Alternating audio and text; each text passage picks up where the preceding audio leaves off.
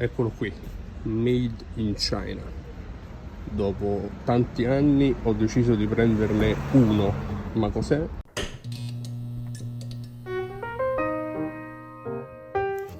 Time Grapher, ovvero cronocomparatore.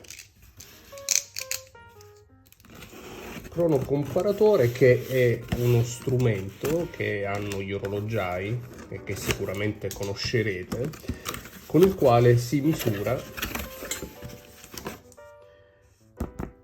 l'andamento, la precisione, in particolare la marcia, il bit error e l'amplitudine di un orologio. Questo è lo scarto, quindi questo orologio del grafico fa 7 secondi al giorno, anticipa di 7 secondi al giorno, un'amplitudine di 273 gradi, sicuramente buona, una frequenza di 21.600 alternanze ora e un bit error da 0.6 millisecondi. Non ne avevo mai avuto uno, però l'ho sempre desiderato perché è vero che si può andare dall'orologiaio, ma è altrettanto vero che per fare una misurazione diciamo precisa, a parte che farla a casa è sicuramente più bello per chi insomma si diletta in queste cose, ma farla a casa consente anche di perderci tutto il tempo necessario. Questo è il microfono. Tutto il tempo necessario perché naturalmente l'orologio può essere misurato in varie posizioni, misurato per più tempo in maniera tale da avere una misurazione il più precisa possibile, e naturalmente un orologiaio per fare tutto questo ha bisogno di tempo che normalmente non ha, e quindi a casa invece diventa sicuramente più facile e la misurazione può essere sicuramente fatta con più calma. Adesso lo proviamo. Ok, ci siamo, questo è il nostro cronocomparatore attivato. Il bitrate, quindi la frequenza, le alternanze, le andrà a calcolare automaticamente in base a quello che è il suono che il microfono andrà a sentire. Questo è il sensore, dovrebbe essere un sensore più che un microfono, come mi diceva Stefano di Tic Tac Watch Channel. L'orologio va ad inserirsi con la corona all'interno del microfono.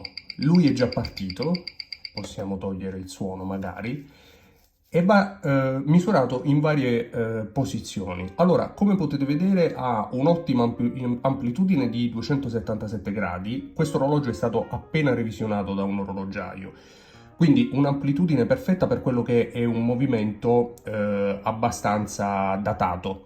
2 secondi al giorno con questa posizione e un bit error di 0,2 millisecondi. Potrebbe essere un po' meglio, però c'è anche da dire che sono regolazioni, insomma, che si possono fare di fino con la giusta pazienza, insomma. L'orologio naturalmente va misurato in varie posizioni, quindi lo mettiamo con corona verso l'alto e aspettiamo che il cronocomparatore faccia il suo e quindi faccia la lettura.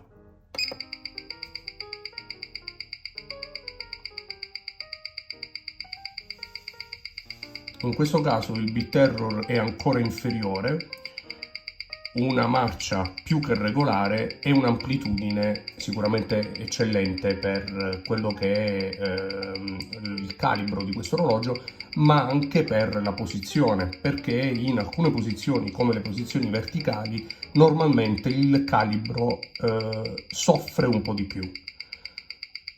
Proviamolo ora con la corona verso il basso, proviamolo ora con il quadrante verso il basso, vediamo che cosa succede.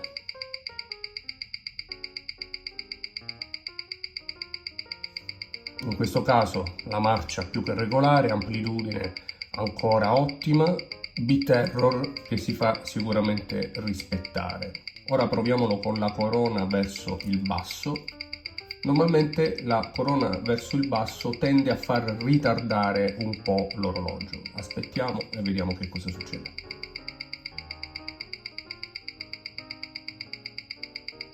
marcia a 0 secondi al giorno, amplitudine ottima, anche in questo caso il bit error potrebbe essere leggermente migliore. C'è anche da dire però che nel momento in cui la marcia di un orologio e anche la sua amplitudine sono così buone alla lettura al cronocomparatore, andare a toccare ulteriormente per ottenere il massimo anche dal bit error potrebbe, insomma, non essere l'idea migliore.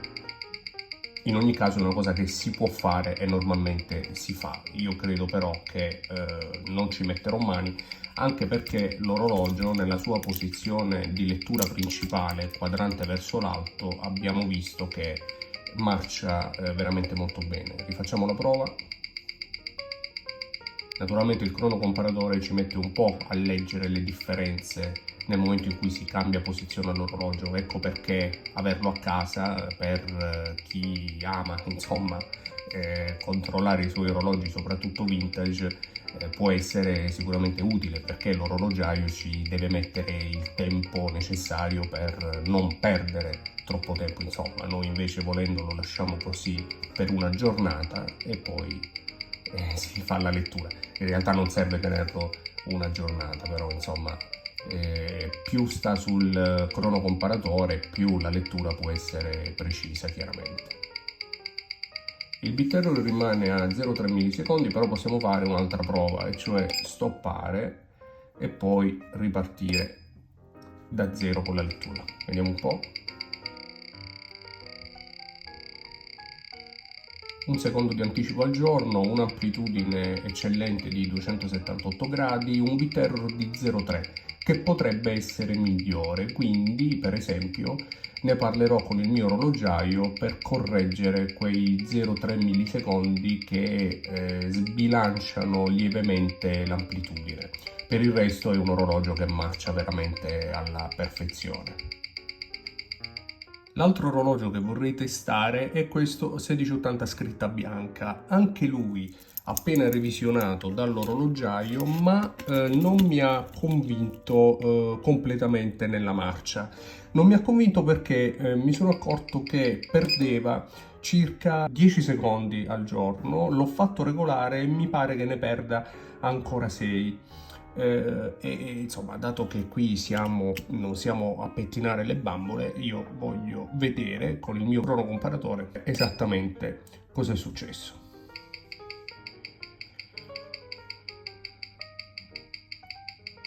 Ok, allora, amplitudine di 175 gradi. Com'è possibile? Non è possibile. Come ci insegna il nostro Gran Visir Stefano di Tic Tac Watch Channel, probabilmente l'orologio è scarico, e infatti non lo carico da almeno un giorno e mezzo, e quindi la molla chiaramente non ha modo di lavorare correttamente, e questo potrebbe essere il risultato. Andiamo a caricare fino a quando non sento slittare, normalmente 30-40 giri sono sufficienti. Chiudiamo e vediamo ora che cosa succede.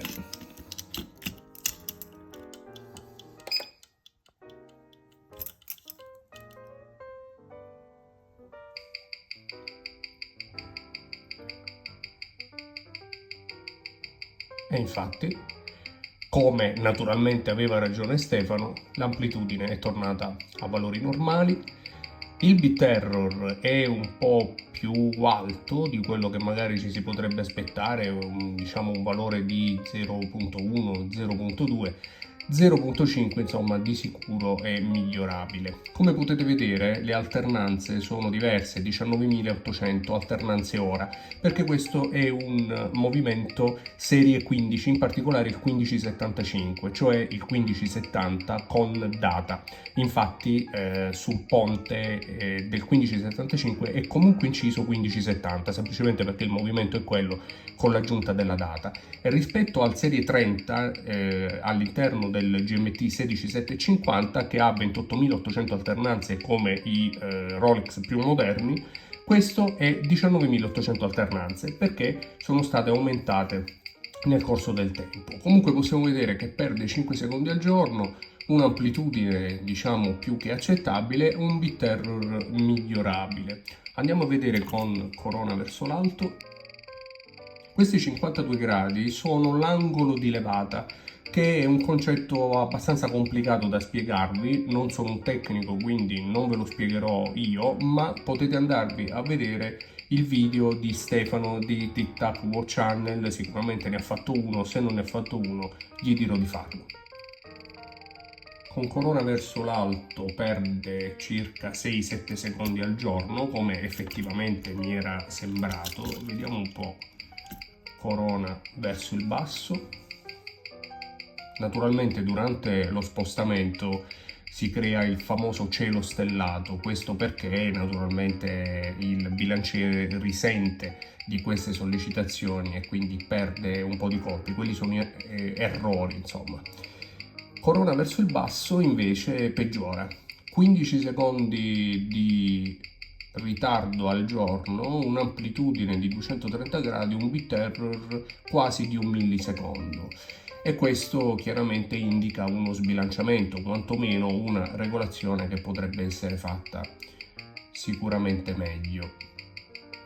Vediamo con il quadrante verso il basso. Il bit error migliora, l'amplitudine anche di poco, il ritardo di 14 secondi rimane. Anzi, adesso lo sta leggendo meglio, 7 secondi in meno, che rispetto a prima, come potete vedere, era di circa 15 con corona verso il basso. Rimettiamolo quadrante verso l'alto. L'amplitudine torna a valori migliori. Il bit error rimane da mezzo millisecondo e potrebbe essere migliorato, così come la marcia di circa 6-7 secondi di ritardo al giorno dovrebbe essere regolata meglio. Quindi che cosa faremo? Lo porterò dall'orologiaio, a meno che non decida con la chiave microstella di regolarmi io la marcia. Vediamo, dovrebbe arrivarmi lunedì e potrebbe essere un tentativo che mi va di fare, e poi lo rivedremo sul crono comparatore. Non credo che ci farò un video, ma sicuramente un post su Instagram, quindi seguiteci anche su Instagram, ci trovate come Tocco Clock. Detto questo, vi ringrazio per essere stati con noi anche in questo video un po' tecnico, un po' diverso dal solito. Ci vediamo nei nostri soliti video, nelle nostre solite recensioni, in una prossima puntata qui su Toc.